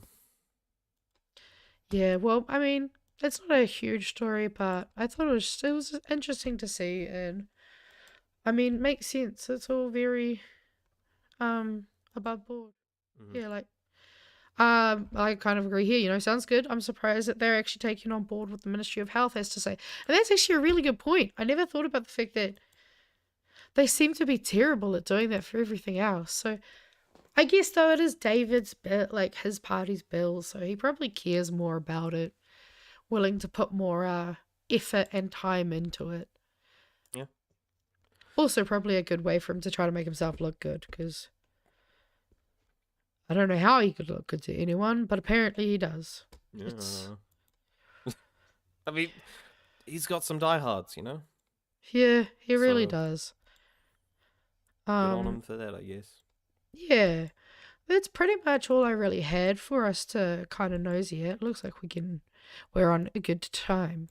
So is there anything that you kind of wanted to talk about, show us? I mean, nah, just, give us feedback on the most recent episode, guys. Let us know what you think. I'm still, sitting here going, I should have done this, I shouldn't have done that. Maybe there was too many side gags and stuff. Because I think what I might do in the future is just maybe leave it a bit more sort of pure, sort of like the first episode where it's a bit less heavily edited. I think some edits I'll put in there, like, but leave out too many of those sort of side Family Guy style cutaway gags. And what I might do is maybe cut them down, add those sort of edits in for like shorts and stuff. I think might be a better way to go. It might be a bit less jarring for people. I don't know. And I think, I don't know, trying to get shorter. I don't know. You guys let me know if you like the length and stuff, but I feel like maybe it's just the length of those episodes is probably a bit daunting for some people, and maybe some of it could have hit the cutting room floor in some ways a bit more. But I mean, I personally watch a lot of videos that are an hour plus, so I'm probably not the demographic. And I mean, to be fair, I think so far we do have some people who are a bit more inclined towards a hour plus, because I know I watch a lot of video essays. So I actually have one currently that I've got waiting in my watch list that's nearly 3 hours long. So I think when it comes to new viewers and stuff, though, definitely for sure, want shorter sort of things. But hey, maybe that's just something where we can clip things up. I don't know. Well, yeah, I think that's where maybe we'll work on like clipping stuff. There was actually, I realized one thing that I was curious, and that is that do you have any opinions on the current by-election in Tamaki Makaurau, since that's where you live?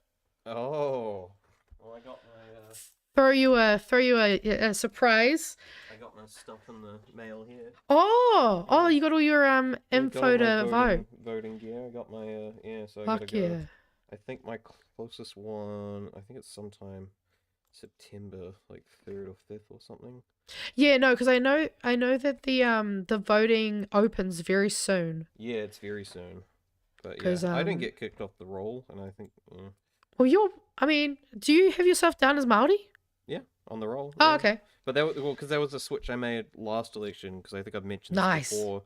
It was the electorate I was in, which was Birkenhead. It was Dan Boudoir was pretty much a shoo-in for that, and I was like, well, maybe I Is could that how you pronounce that name? Boudoir, I believe, yes, yeah. Holy shit, I've always said Boudoir. French in origin, something, yeah. Yeah, I think it's like a French name or something. That makes so much sense. Sorry, I know that's not the important part of what you just said, but my brain is just gone. Because I looked at the Green candidate. I remember I even looked at it, I was like, I've never heard of this guy before, and I just went to see if he had any record, and I couldn't find anything. I was like, nah, fuck this guy. And he's like, he's not gonna, and even his policies he was talking about, I was like, nah. It was like, I don't agree with it. He's sort of just saying nothing. Well, yeah, because I think you technically have 4 people running for that seat. Even though it's mostly just between Peony and Ordini. Yeah. Well, it was him versus Shane Halbert, and Shane had pretty much a very similar story to the you remember that story that I think they're still investigating, the one with the Marai and the voting scandal. It was sort of a similar thing to that. I was talking about this with Kiwi Pulse on one of his streams not a while back, and we actually followed it up. So Shane Halbert got all these bullying allegations. And I'm still pretty whatever, I don't know. They might be true, they might be not. But funnily enough, none of them were followed through. So post-election. So no one's actually followed through with those complaints after the fact. So it's quite possible that was fake news, just fucking done to sort of shoot him down and make the other guy a bit more appealing to a lot more of the centrist voters. So... You know, if that is the case, I hope someone does it to Dan next election. So, but what I wound up doing was I realized in the Te Tai Tokoro, I think it was electorate, was Huhana Linden. I think was I love the candidate, and I voted for her. Hell I think it was the Te Pāti Māori candidate ended up winning, but I still I like Huhana. So no, she's awesome. She's really lovely. But yeah. Also, advanced voting actually opens today. Oh, thank you, Mr. Arvids. I thought I'd heard something about that. Do that, but yeah, I'll be voting Ordini. Nice. Because it's pretty obvious to me, honestly. Nah, yeah. I mean, I like Penny. Yeah, I don't dislike Penny. In fact, I like him. And I like that he said something that the rest of his party was like, no, that's not the case. So someone in Labour saying something that Labour doesn't intend to do, speaking their mind. I respect that a little bit, even though I think he tucked his tail between his legs and redacted that entire thing. Well, yeah, because he also stood up during the haka as well. Yeah, he did that too. Obviously, he didn't get in trouble the same way because he went and said sorry, I think. I think I've seen people who have been like, yeah, you kind of don't belong there, but I don't know. He seems to think he's in the right place, but yeah. I know he's lived in the Rohe for, I think, most of his life. I think that's a big part of it too, is that... I mean, it is his community. At least when it comes to politics, I believe Orini's a bit of an unknown when it comes to at least that kind of stuff. But I want to see what she can do. So. Well, I like the idea of getting I like the idea of just getting new people in. I mean, not obviously at the detriment, but at least get some kind of new blood and juices flowing. You know what I mean? Mm-hmm. Yep. And Labour do not like conscious votes. No, they don't. Yeah, no, I was telling this to Kai Matata last week, I think, where I was just talking about, the whole history of Labour, how this sort of whole party iron grip goes back to, what's her face, Auntie Helen. Oh, yes, yes. Since then, it's basically been like, you got to toe the party line or you'll be the fuck out. So, yeah, I'm not a fan of that. I also noticed we got a couple of comments here. So, loving juicy video essays. I agree. In shows like this, I find the longer the better. Okay. I am the same. I think there are a lot of people who use podcasts like these to kind of just keep you company. Like, I love listening to a fucking podcast while I do housework. Like, I almost can't do housework without a podcast unless I'm deciding to go with music for the day. It's also how I watch media now. Because I've watched all the Star Trek. Now I'm just rewatching all the Star Trek with a podcast that I listen to after every episode. Nice. We love a good podcast review of a show. I know Kiwi Skirt follows a couple of those actually. And also I just wanted to apologize, MLB Kiwi. I did post in our Discord, but you've made me realize that next time when we can't be here, I will try to remember to actually put a post out on YouTube, because I kind of forget that that's a feature we have. Because last Monday, MLB, I was actually really sick and had no voice. So that's why it was late, because Rogers was just kind of doing a bit of a shoot the shit casual stream hangout. Yep. I believe he's got the recording. I'm going to cut that up. Yes, which is why you wouldn't have been able to see it. And I agree, something on the channel would have helped. So that's a very good bit of feedback. Thank you very much. And I will make sure just to start posting more in terms of... I just forget that YouTube, you can post an actual message. Yeah, and the other things we're going to start using too. I'm going to start using the Insta and all that crap. And I actually posted to our Instagram and Facebook today. Oh, yay. I fucking did it. I finally did it. Nope. I got all the technical stuff sorted out. I got the chat features all working. Just got to refine that a bit. As you notice, we haven't crashed this entire episode. Right. I figured that out. So it's everything's coming together. Yeah. I mean, we're evolving. It's not like even say we compare ourselves to PHN. They started small, got bigger. We'll do the same. We'll got 17 get better. viewers. That's a lot. Right. And heaps of people hanging out in the chat with us, which I just absolutely appreciate, because it is just to be serious for a minute, is that for me, it's I'm being serious. It is, to the chat, not you. Oh, sorry. It means a lot that out of all the things you choose to listen to or kind of preoccupy with your time, being us, our thoughts, our voices, that's fucking huge. Because that is an important, just an important space that we have the privilege of being welcomed into. So I thank you, and I do appreciate you guys for that. And I want to get more guests and stuff on the future. Even some of the people in the community, because I don't want to just make this a show about you and me. I want this to make it a show about us, all of us. And maybe in the future, because I would love to get even viewer input on certain things. Guys, if you've got something that you want to do or something that you're passionate about and you want to talk about and you want to do an episode on, hit us up.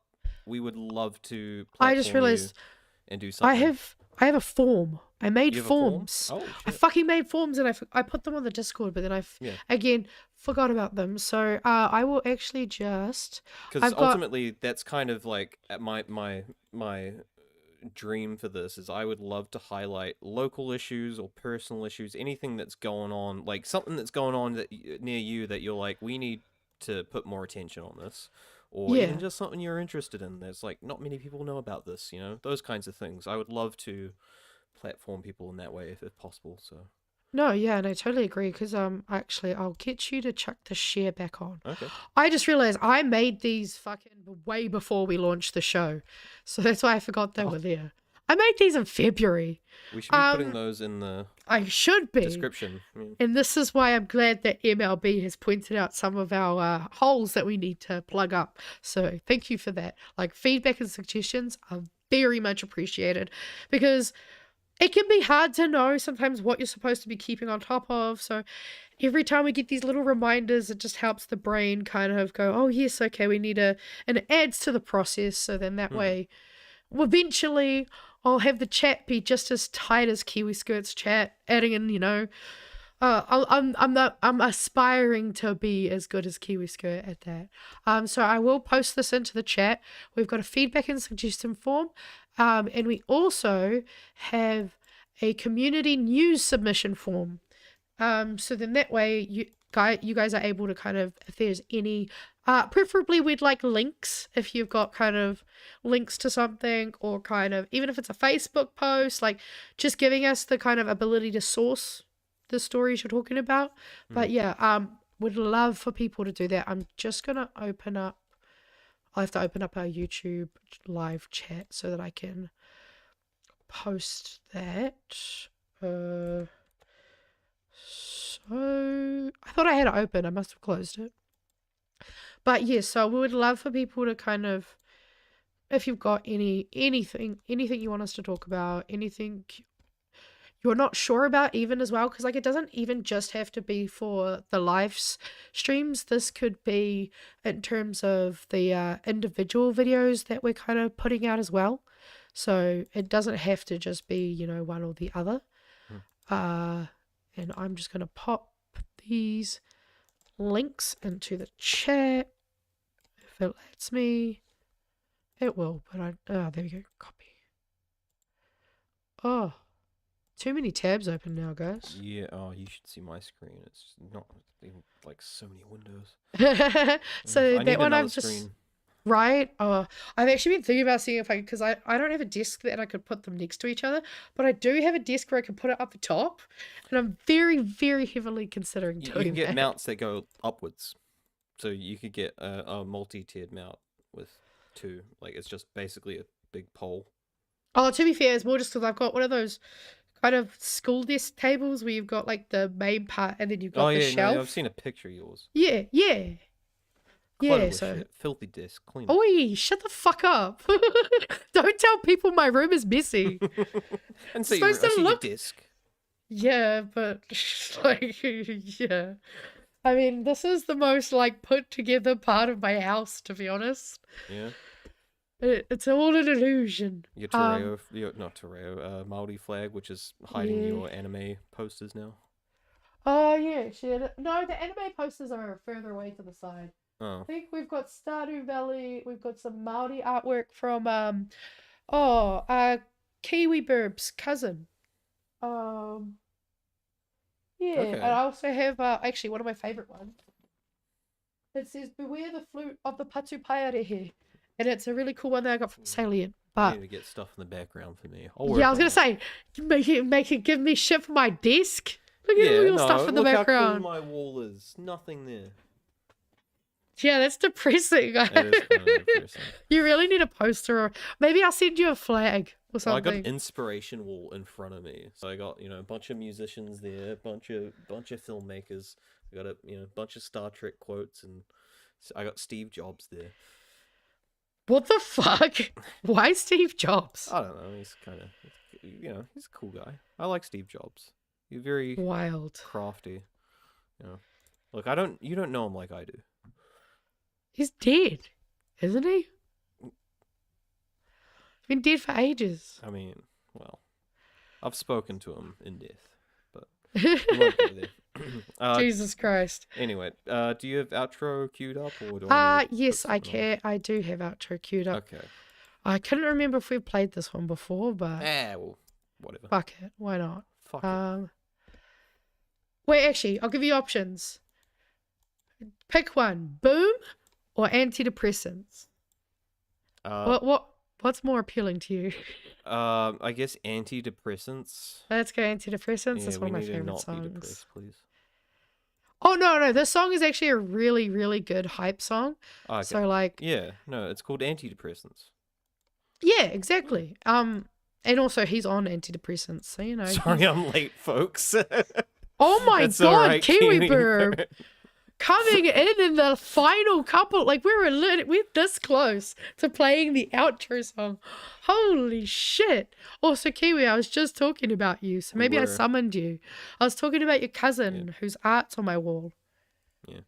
God. See you on BHN, guys. Yes, exactly. We've got places to go, people, and everyone's got to make their cup of tea and all that. Exactly. So I will. Thank you. Now that Kiwi Burb's here, we can actually finish the show, right? The universe was telling me that we weren't ready because Kiwi wasn't here. Okay, well, thank you for hanging out with us. We'll be back again next week, Monday, 7 p.m, because this seems to be an all right time for everyone so far. Obviously, please check those forms. Come join us in Discord if you can.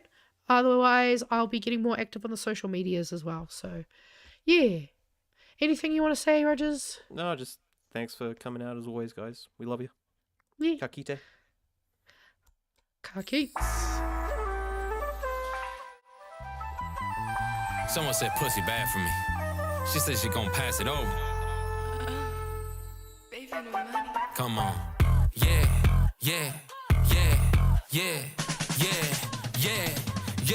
I'm on them antidepressants. We feeling good today. Maybe I'm gon' give her some attention. This lady batshit crazy, yeah, she want me no protection. Pause. I ain't gonna do none of that shit. Just grab my meat, I ain't taking no pic. She tap my name right under her lip. I did 1, 2, like lickety splits. In front of ice, I need a pico. Yeah, I just have book, call me Nemo. Keep it white outside, Al Pacino. 86 on my feet, cause I'm a cheapo. Walk out 20X, find a Nino. Costco, hot all day, yeah, she deep throw. Me and the keys just hit that bingo.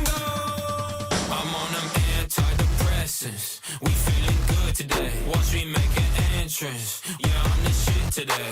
Antidepressants. Antidepressants. Watch me make an entrance. Yeah, I'm the shit today. Rolly bust down, my pants down in a penthouse downtown with a real nice view. Got my own 10 bits, big business. The shizness, talked up, talking about blue. Peanut butter jelly time, peanut butter jelly time, peanut butter jelly with a baseball bat. She wanna get a dick in me, I'm baby, no polygamy. I grab a girl, she creepy with the hell and it's a man that she try to give me sloppy, toppy on the mezzanine. I whip it in a window, big old that she open sesame. Walk out 20X, fun and Nino. Costco, hot all day, yeah, she deep throw. Me and the keys just hit that bingo. I'm on them antidepressants. We feeling good today. Watch me make an entrance. Yeah, I'm the shit today. Antidepressants. Antidepressants. Watch me make an entrance. Yeah, I'm the shit